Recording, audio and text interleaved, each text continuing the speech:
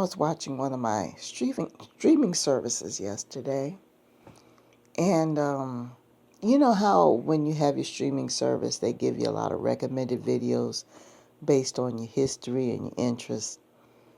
And I saw one video about a testimony regarding a person who changed their spiritual and religious views because of a bad experience with an organization. And all of a sudden, dozens more just popped up. And, you know, sometimes these videos have what I call clickbaity titles. You know, titles that'll get you to click on it because they're so captivating. And a lot of times when you click on the title, it's not all that once you start watching the video. But in this particular video was a young lady who was telling her story about how she was involved in a certain Greek organization and about some of the things that she was involved in. I mean, she didn't get specific, but she was just talking about the mentality and the level of brainwashing that was involved. And I wanted to go a little bit deeper on that and elaborate. Let me give you a little bit of background on this. Now, when I was younger, of course, a lot of you know that I was raised in the 70s and 80s. I was born in the late 60s. The way economics were back then was, of course, totally different than they are now. So when you were a child going to school during that time, the end goal was, of course, to get a degree, work for a corporation, established corporation that is, for a long period of time, and then after that, retire. By the time you retire, your house is paid for, car is paid for, and you just get to relax at the age of 62, because back then 62 was the retirement age.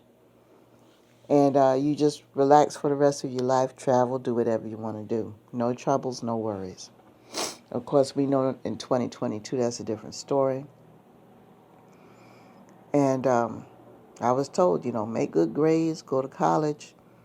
But then when you get to college, what you had to do is you had to network with the right groups of people in order to get that particular high-paying, well-connected job with that established industry, that established company that's been around for 80, 90 years, whatever the case may be.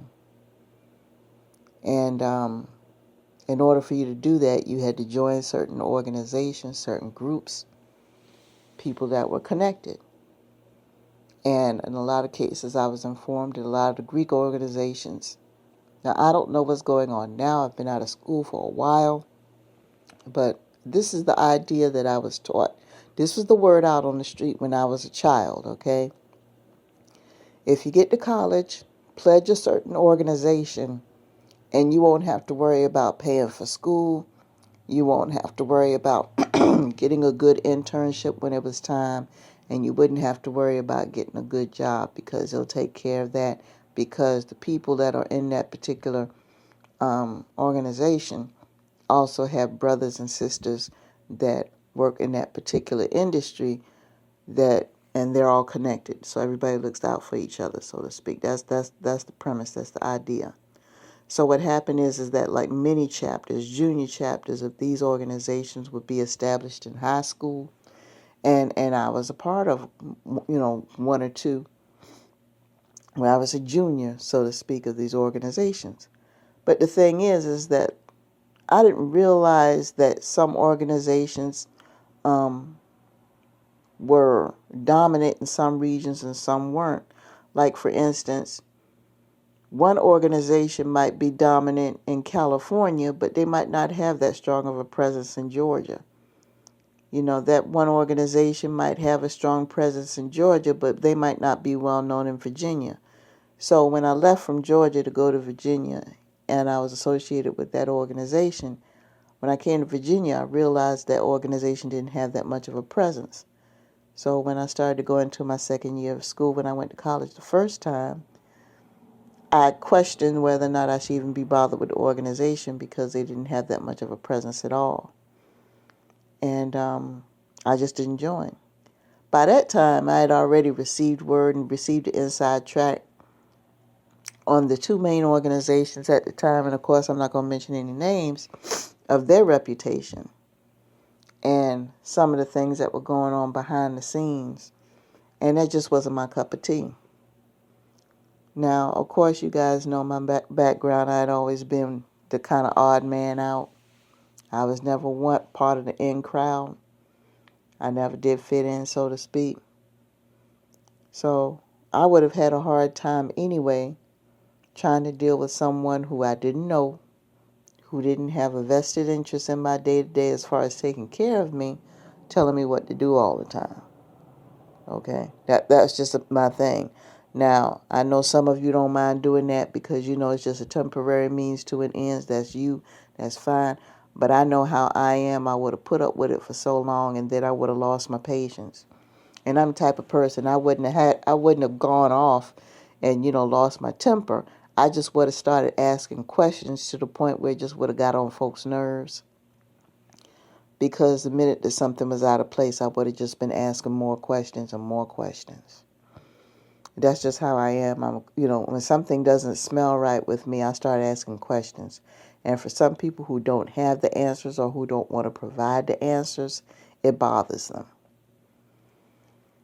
So I never did join a, societal Greek organization. Now, when I did go back to college later on, I did join an academic Greek organization, which is more my cup of tea, because that focused more on the academics, and that was more my thing, and they didn't practice a lot of the rituals that were involved in the societal Greek organization, so I was okay with that. But this young lady that was talking in this video, and it wasn't just women, there were men that had videos out as well. I haven't watched any of the men's videos yet. But she was just talking about the level of programming that she had to endure as a child to think these organizations were the end-all, be-all, and how they literally brainwash a lot of these people to believe, as long as they stay with the organization for the rest of their life, that they don't have anything to worry about. Now, what does that sound like to y'all? Someone's promising that your life will be perfect as long as you stay loyal to them. That doesn't sound familiar. There is no way in the world that I'm going to sit here and pledge myself to another human being, someone who is breathing just like I am, someone who's got two legs and walking around, sit up there and say, someone who promises that I'm going to live a good life for the rest of my life, promises that I'm going to have this and have that and have this and have that, and guarantees that I'll never have a trouble in the world, not even be married to me or anything else. And I'm just supposed to just believe them as long as I do everything they say. Now, I don't know about y'all, but that sounds kind of like a form of slavery if you ask me. So this young lady finally realized that it was time to wake up because she endured some kind of financial setback. And I'm going to tell you what happened. A few years ago, when we had the lockdown, that sent our economy into turmoil. A lot of established companies that had been around 80, 90, 100 years had went belly up within months. That was a shock to the world. But little do people know that a lot of these companies that went belly up actually had Greek organizations that provided the majority of the workforce to them. In other words, when the kids went to school, got with the organization, time to do the internship, they were sent to a lot of these companies because a lot of these companies had brothers and sisters and affiliates of the organization that they would set up a deal where when it was time to have interns, they went immediately to that organization at that school and got someone. But the thing is that the information wasn't shared with the organization or with the school that they were suffering financially. So here is the school every single year sending kids over there to work in hopes that they get a great job when they get done their job. But the company is not sharing the fact they're struggling financially. So here comes the pandemic, shuts everything down, and that makes people pay closer attention to things. This person was promised a perfect life. And all of a sudden, the company that they were supposed to be working for is not providing them with that perfect life. What do you think? Where do you think their headspace is? How do you think they're feeling? Of course, they're going to be in a place of devastation. A lot of people are going to start questioning things. They're going to be concerned. In a lot of cases, these people have already put themselves in situations where they've got mortgages and houses and everything else to establish a life because they have been brainwashed to believe that they're going to have this money coming in all the time forever. Then all of a sudden the main thing that is providing that source of income is gone. That's devastation. Their life has been taken away from them just that quickly. So they have a chance to sit down and think about the whole thing. They have a chance to analyze the whole situation, and they realize that they had sacrificed a lot of money, they had sacrificed a lot of time giving to this organization, and they start to pick things apart in their mind as to what they were doing. They were giving up part of their life to these people in exchange for financial security, in exchange for status. They sold their souls to this organization for this. Now, let me give you my disclaimer right now.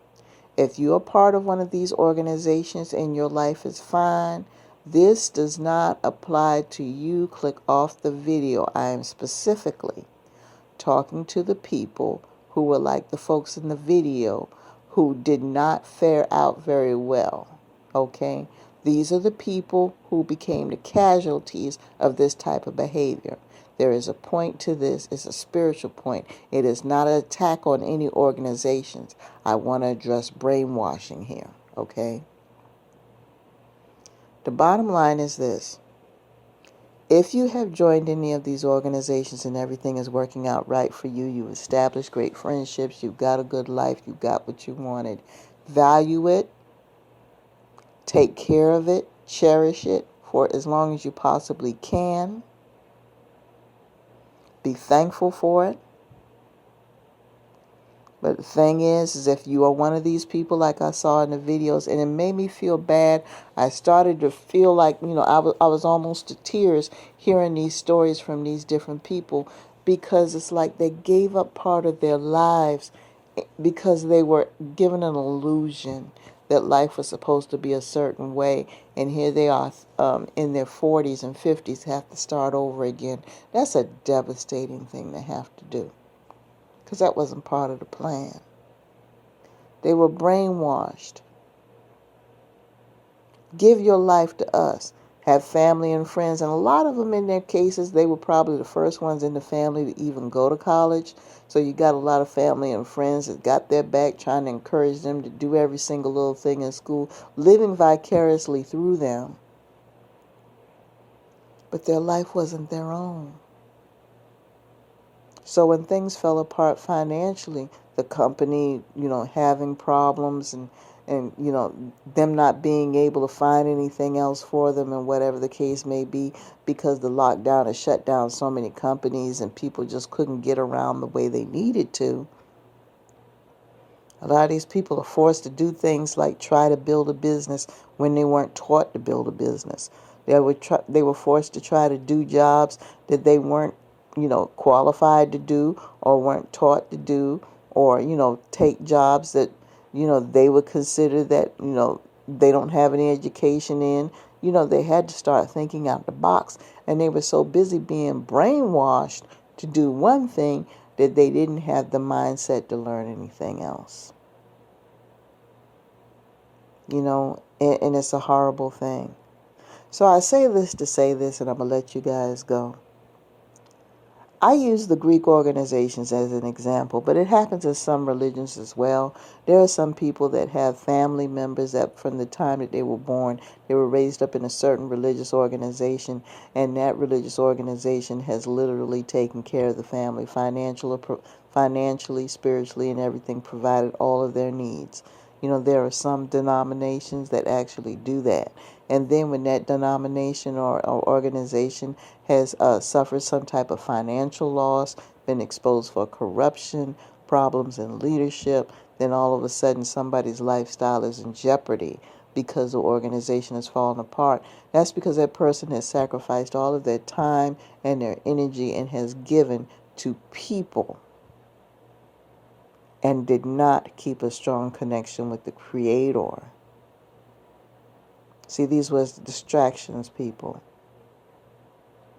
The only one that you should give everything to, your entire being to, as far as your mindset, as far as your spiritual devotion, should be your Creator.